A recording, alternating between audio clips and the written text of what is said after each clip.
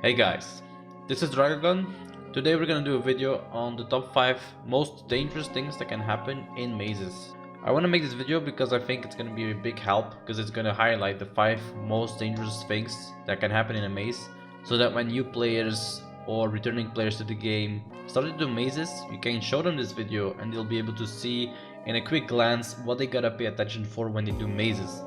I believe this is gonna help a lot to people to really get the key points down so that they know what really is dangerous rather than going in depth into really dangerous stuff.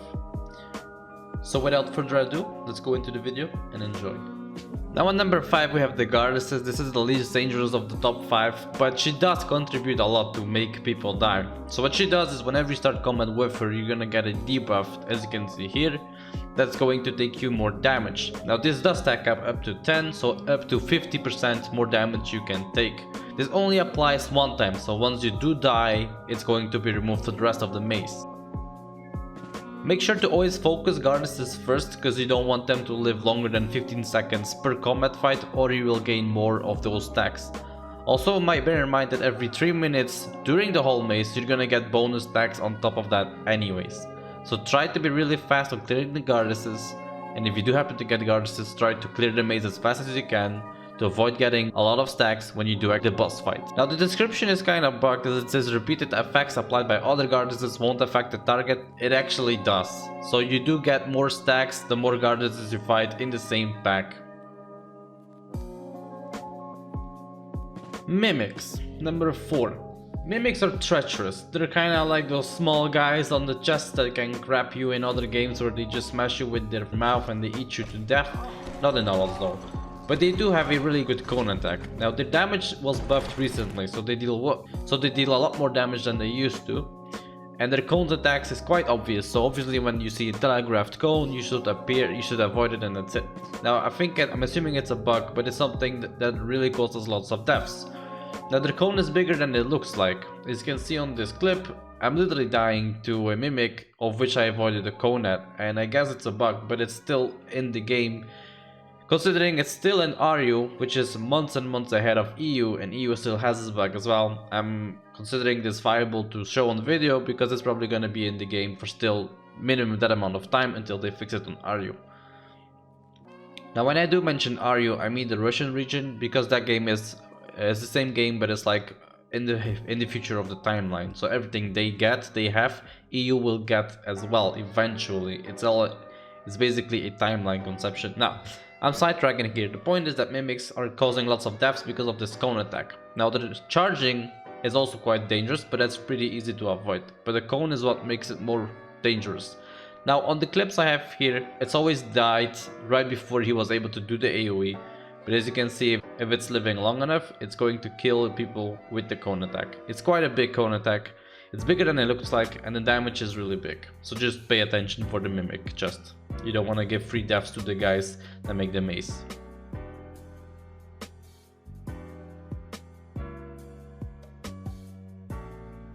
Monkeys, number 3. Monkeys numbered on 3 because they're quite dangerous when you have a healer with you. What they do is, as you can see in the description, they convert a healer visually to a skeleton where the heals become damage.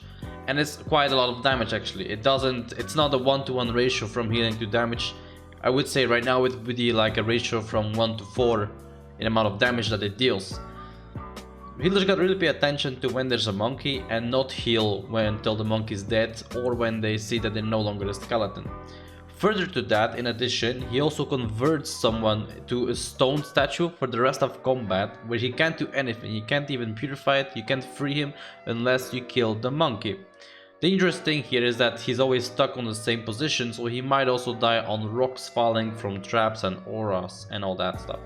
So really pay attention when you're a healer. Do not heal when there's a monkey, especially not when you're becoming a skeleton, because then he converted your healing into damage. Other than that, they're quite cute.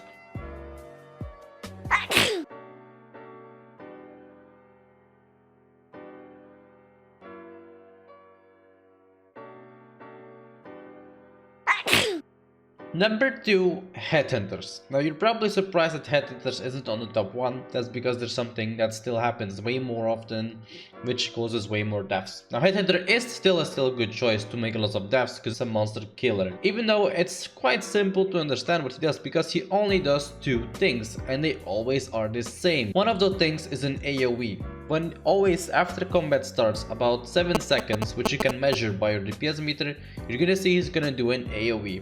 3 random players are going to receive a poison damage over time. These will be shown by a visual where he flies around 3 different blades with a green aura like poison. These 3 people need to get purified instantly. Usually it's a mass puri because of Bard Sonata or Engineer's Medical.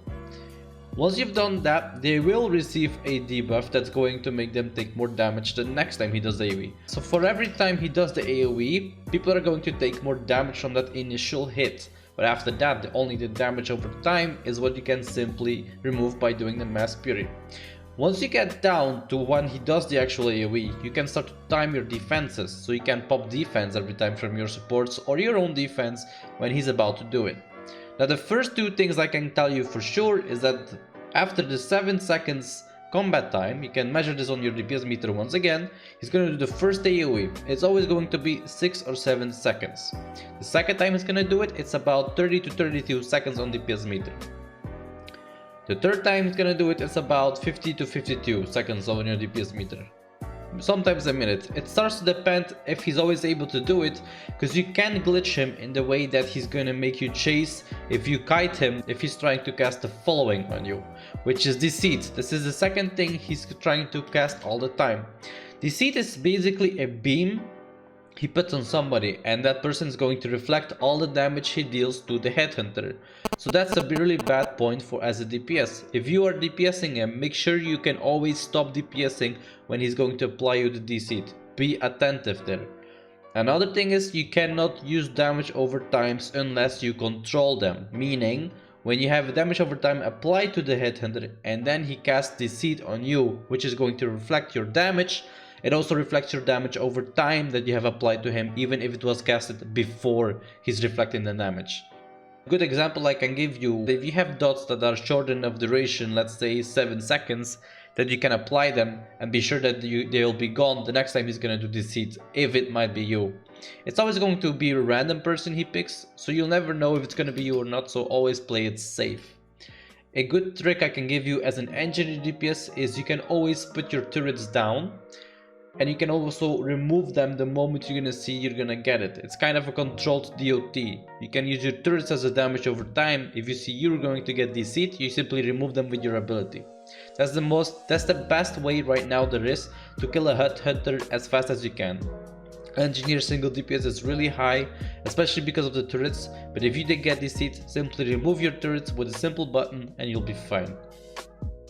Finally, number 1, AoE pulling bosses. This is what really still is the number 1 item on what people keep dying on, and it's simply by either mistaking that you forgot rooms to clear and you didn't do mobs and then they get TP to the boss when you get into combat with him, or you simply purposely wanted to skip all the packs, go for the boss, AoE everything down, and you somehow failed. Now the usual things that can make you fail is when there's Death Gazers spawning and they go for the tank and they make him invisible into the ghost world, then he loses aggro for those 10 seconds, and if he doesn't get an AoE Puri, then the boss simply continues and all the other monsters that got pulled simply continue to kill the rest of the party, and it's going to be a wipe. Another thing that can fail usually is when it's a kobold boss, Gravedigger gets pulled to the boss along with other more kobolds, then they're gonna be infinitely healing and there's no way to kill. There's gonna be a 95% chance that you will fail that boss, that pull. Other things can happen as well is that you pull the boss, which pulls all the other monsters, and there could be demons inside. Now demons, for example, when it goes about the Prowler, he might actually kill other demons, or the Lord, he might also kill other demons with the forward slash, the forward cone he does. If you're lucky enough and you've planned it to do that way, then you're lucky. But usually AoE pulling does not work out, and that usually comes because you either forgot to clear rooms or you forgot to do packs. So always keep clearing the full mazes before you pull the boss. There are tools out there for you, such as the one you see always in my footage right here. It's called Lap Map. Make sure to get Lap Map as well as an add-on. You can download it in the description. If you want to learn more about Lap Map, check the cards for another video about Lap Map. But there's lots of tools for you to help to clear the mazes that you can do. I hope you guys enjoyed this series of the top 5 most dangerous things that can happen in a maze. Hope you guys learned a thing or two, because that's really what it was all about for me to make these videos.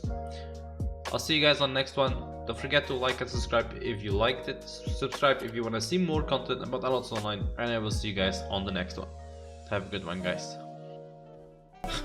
Oh my god, dude. This can't be real. What the hell? Look at this. This can't be real.